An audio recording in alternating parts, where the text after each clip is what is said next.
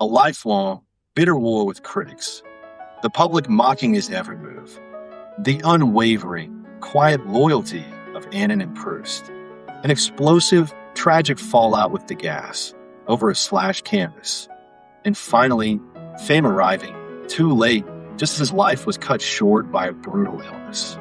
Such was the turbulent, painful path of Édouard Manet. And at the very heart of this journey stands one masterpiece that changed everything, the Luncheon on the Grass. What was it about this painting that broke the art world? For over 200 years, the strict classical playbook written by Poussin was the law of the land. Art was a highly controlled process. Masterpieces were painted almost exclusively inside studios from memory, under perfect artificial studio lighting. Landscapes were the only exception. You could sketch them outdoors, but the art elite viewed landscapes as a low-tier, second-class genre anyway. Besides, until the 1840s, painting outdoors was a logistical nightmare. The paint tube wasn't invented until 1841. Before that, artists literally had to carry their wet paint around in pig bladders. Talk about high maintenance.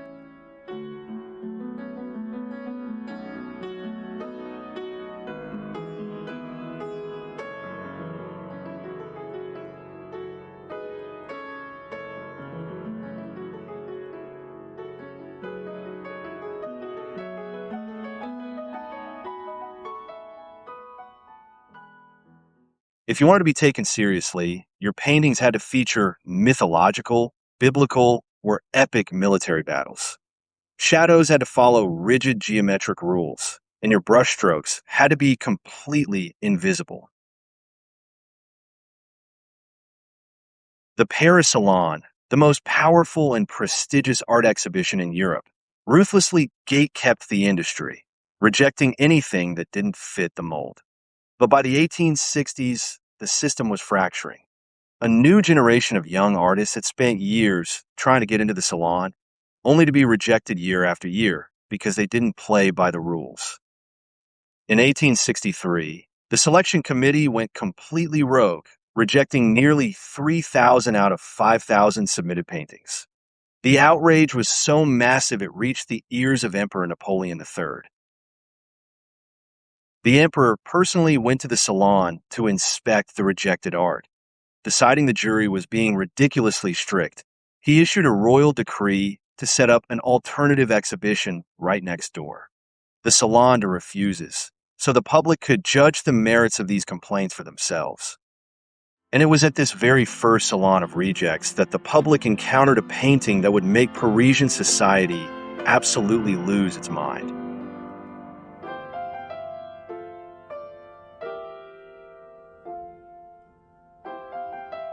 The painting showed two men dressed in sharp, contemporary suits, casually lounging on the grass.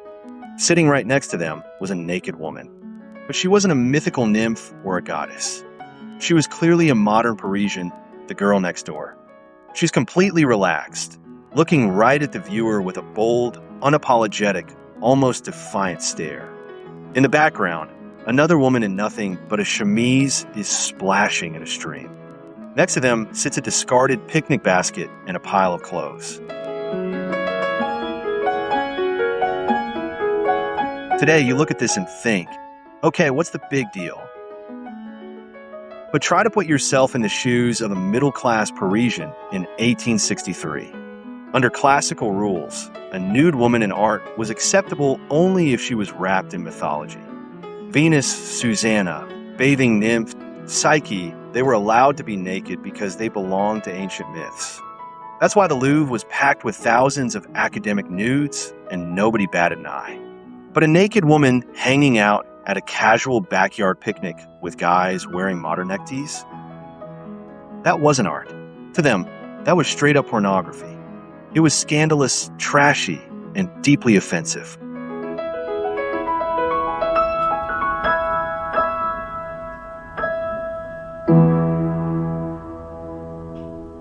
The porn car myth.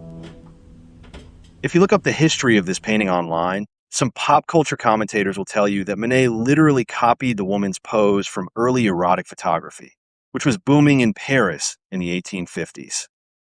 At first glance, that theory sounds super convincing. Photography was the hot new tech.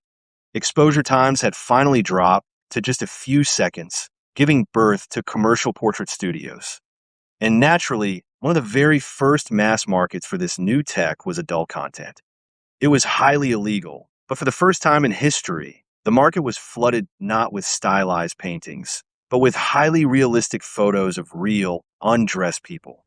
It caused such a moral panic that London passed the world's first anti-pornography laws just to stop the spread. But here is the real plot twist. Manet didn't get his composition from sketchy photos. He was doing something way more highbrow and way more insulting to the art establishment. The central group of figures is a direct, literal copy of a Renaissance engraving by Marc-Antonio Raimondi, based on a design by none other than Raphael, called The Judgment of Paris. He also pulled inspiration from Titian's Pastoral Concert in the Louvre. Manet pulled off the ultimate artistic flex. He took a sacred, canonical composition by Raphael and a theme by Titian, but he stripped a well-known Parisian artist model and dressed the men in trendy student coats of the era. The public was furious because he took sacred classical art and dragged it into a vulgar, trashy weekend picnic. Every serious art historian has thoroughly debunked the secret porn card theory.